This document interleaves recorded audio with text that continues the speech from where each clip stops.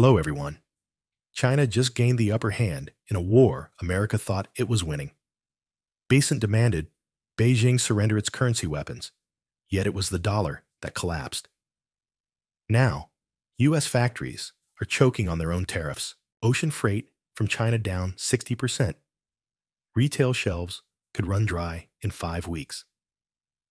As Washington scrambles Trump's ordering Britain to cut ties with China only to be met with silence. Meanwhile, Beijing's playing the long game. This isn't policy, it's economic warfare. So what happens when your biggest ally stops following your playbook and your biggest rival starts writing the next one? Scott Bessant's call for China to maintain a strong yuan while the US dollar weakens wasn't just bold. It may have been structurally self-defeating. The US dollar index has plunged nearly 10% since January 2025. But instead of fueling a manufacturing boom, it's inflaming cost pressures across U.S. supply chains still reliant on Chinese components. The tariffs Washington imposed, some reaching as high as 145%, were designed to force China to pivot inward. But with intermediate goods blocked and domestic industry underbuilt, the dollar's fall is feeding inflation rather than exports.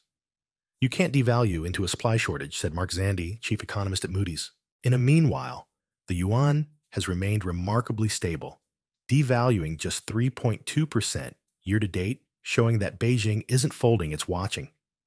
And with $17.2 billion in net short positions placed against the dollar last month, according to CFTC data, global markets are betting Bessant's gamble is already spiraling out of control. The U.S. dollar index dropped nearly 10% between January and April 2025, falling from 105.2 to 94.8. According to Bloomberg, a plunge that was supposed to spur exports, but instead triggered higher input costs for U.S. manufacturers still dependent on Chinese goods. Meanwhile, China's yuan has held relatively firm, slipping just 3.2% over the same period, a stark contrast to the 14.5% devaluation during the 2018 trade war. As Scott Bessant called for a stronger RMB and a weaker dollar to rebalance global manufacturing, Chinese policymakers quietly took advantage. The People's Bank of China cut its one-year loan prime rate to 3.35% in March, fueling domestic demand without currency instability. The dollar decline is now working in Beijing's favor, says HSBC strategist David Bloom, who warned that a soft dollar with no industrial substitute in place creates stagflationary conditions instead of export growth. The contradiction Bessant failed to resolve is now being exploited by China with precision and patience. U.S. retailers are now caught in a countdown they can't escape. As of April 2025, shipping volumes from China to U.S. ports, especially Los Angeles and Long Beach, have dropped by 61%, according to data from Flexport and Pangiva. The National Retail Federation warned in a joint statement that inventory levels across major chains like Walmart and Target will begin to show critical strain within 5 to 7 weeks unless imports normalize.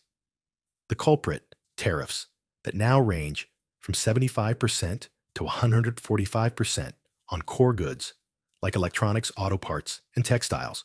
That's pushed costs up across the board. The average landed cost of consumer electronics rose 32% year over year, according to UBS, while the price of imported furniture has surged 45%. Meanwhile, the CPI for core goods rose 1.1% in March, its sharpest monthly spike since 2021, signaling inflationary pressure from broken supply routes. And yet Washington insists the tariffs are temporary leverage. If that's true, the clock is ticking. Loudly, when Bessant called for a rebalanced global economy, led by U.S. manufacturing, he overlooked one foundational truth. America's industrial ecosystem is still under construction. According to the Federal Reserve's March 2025 Industrial Production Report, U.S. factory output contracted 0.6% month over month, while capacity utilization slid to 76.8%, both signs that reshoring efforts remain years behind. Simultaneously, core producer prices rose 1.3% in Q1, driven largely by elevated costs in construction materials and imported machinery, both of which rely heavily on Chinese suppliers. And the labor market isn't filling the gap. The Bureau of Labor Statistics reported a 17% year-over-year drop in U.S. manufacturing job openings in February. Without stable input skilled labor or scaled domestic output, the weaker dollar becomes a cost multiplier, not a growth catalyst. As economist Mohammed El-Arian noted in a Bloomberg panel, this isn't dollar diplomacy, it's dollar dysfunction, and the markets are responding accordingly.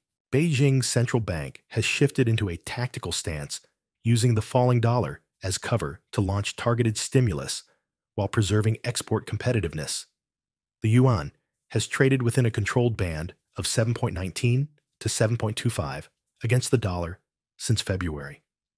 Even as the US dollar index slumped, that stability gave the People's Bank of China room to inject over 1.5 trillion yuan, or $210 billion into state-owned banks via low-interest lending facilities, according to Caixin. Meanwhile, exports remained strong. China's March trade surplus hit $103 billion, led by a 17% increase in shipments to ASEAN countries and Latin America per customs data. They're effectively buying time to rotate growth inward without triggering capital flight, said Alicia Garcia Herrero, chief economist for Asia Pacific at Natixis. Beijing's playbook isn't reactionary, it's surgical. And by keeping the yuan stable while the dollar drops, China is managing to defend both its factories and its monetary flexibility. The UK now finds itself at the intersection of geopolitical loyalty and economic reality as US pressure to sever trade with China escalates. Peter Navarro's April 2025 comments in The Telegraph labeling Britain a compliant servant of communist China accompanied a behind-the-scenes push from Washington for London to halt Chinese imports redirected from the US market. But the numbers don't support immediate decoupling. In 2023, China supplied 7.3% of UK imports and just 4.1% of its exports, according to the ONS. Cutting those ties would directly hit key sectors, especially electric vehicles, where British EV manufacturers rely on Chinese batteries and components that have no immediate European substitutes. Chancellor Rachel Reeves responded bluntly, stating, "It would be very foolish not to engage with the world's second-largest economy." Meanwhile, the London Stock Exchange is evaluating Shine's IPO despite bipartisan scrutiny in Parliament, indicating that pragmatism still has a foothold. So the question is no longer whether the UK wants to comply, it's whether it can, without detonating its own industrial future. Despite sharp rhetoric from US officials like Peter Navarro, who in The Telegraph accused Britain of being a compliant servant of Communist China, London is resisting American demands to sever ties with Beijing. Chancellor Rachel Reeves publicly warned that disengaging from the world's second-largest economy would be foolish, especially as the UK faces stagnant productivity and widening trade deficits. According to the Office for National Statistics, China accounted for $62.6 billion in UK trade in 2023, nearly 7% of total goods movement critical for sectors like electric vehicles and pharmaceuticals. The UK is also pursuing Chinese investment, including a potential Shine IPO in London, signaling divergence from US decoupling strategy. A leaked cabinet briefing reported by The Guardian showed internal resistance to Washington's tariff-based coercion, with one senior advisor calling US demands economically self-destructive. While Washington escalates, Britain is calculating quietly pivoting toward resilience, not alignment. Peter Navarro's April speech claimed, "If the Chinese vampire can't suck the American blood, it's going to suck the UK dry." But that narrative is unraveling under scrutiny. China's outbound foreign direct investment into the UK dropped 27% year over year in 2024, according to Rhodium Group, not expanded. British regulators have also blocked Chinese involvement in nuclear and telecom infrastructure, including Huawei's exclusion from 5G, a move led by MI5's security advisory. Navarro's framing ignores these facts, instead pushing ideological alignment at the cost of strategic nuance. The UK has taken calculated steps. Not capitulation, says Fiona Hill, former US National Security Council advisor. The danger lies in mistaking inflammatory analogies for policy. London sees trade as a negotiation table, not a battlefield, and it's betting that moderation, not maximum pressure, is the currency that holds value.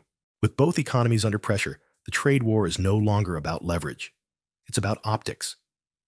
Trump facing a Q1 2025 GDP contraction of 0.3% and a 1.1% decline in real wages is scrambling to frame tariffs as victory despite soaring import costs. Xi, meanwhile, is juggling 5.3% youth unemployment and a property sector that saw a 22% year-over-year drop in housing starts, according to China's National Bureau of Statistics.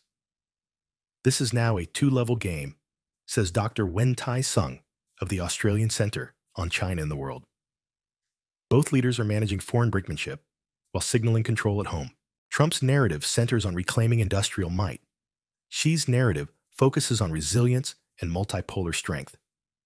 Neither leader can afford to blink first, because behind every customs declaration is a political campaign ad. And as domestic pressure builds, so does the risk of policy distortion overtaking economic logic. Publicly, both Washington and Beijing claim they're ready to talk. Privately, neither wants to be the first to move. The Chinese Ministry of Commerce said it's assessing negotiations while U.S. Treasury officials insist the door is open. But that ambiguity is strategic. A Weibo account tied to China Central Television stated bluntly the U.S. must be the more anxious party. Meanwhile, Treasury Secretary Scott Bessent told IIF delegates, there's a real opportunity for a big deal if China's serious. This vague posturing reflects a diplomatic tactic known as constructive ambiguity, used historically in U.S.-Soviet arms talks, and now repurposed for economic warfare. It's about preserving face while probing for compromise, says Jia Ian Chong of the National University of Singapore. The world sees two superpowers stalled. But underneath the silence, positioning continues, and the first to speak risks losing the narrative war. As of late April 2025, CFTC data shows $17.2 billion in active net short positions against the US dollar, up from $9.8 billion in January, driven by weakening fundamentals, not speculation. Bloomberg's dollar index has slipped nearly 10% year-to-date, dragged by trade imbalances, policy, uncertainty, and collapsing import flows. Meanwhile, the yield spread between 10-year U.S. Treasuries and Chinese government bonds has narrowed to just 32 basis points, its tightest margin since 2006, reducing the incentive for global capital to favor U.S. assets. This isn't just about trade anymore, said Morgan Stanley's Ruchir Sharma. The dollar is becoming the casualty of U.S. industrial unpreparedness. China, in contrast, is managing a gradual yuan float while executing a 1.5 trillion yuan stimulus without triggering capital flight. The very financial system that once protected U.S. dominance is now enabling a reversal. If the dollar keeps slipping, Beijing may not need to retaliate at all. It can just wait. The trade war is no longer bilateral. It's cascading into multilateral realignment. According to WTO data, China's exports to the BRICS bloc rose 19.4% year-over-year in Q1 2025, while exports to the U.S. fell 31.7%. Simultaneously, the EU's internal trade increased by 12%, driven by strategic stockpiling and alternative sourcing. In the middle, the UK is negotiating parallel deals, one with Trump's White House, which insists on lower non-tariff barriers for U.S. agriculture, and one with Brussels, aiming to preserve frictionless EU trade.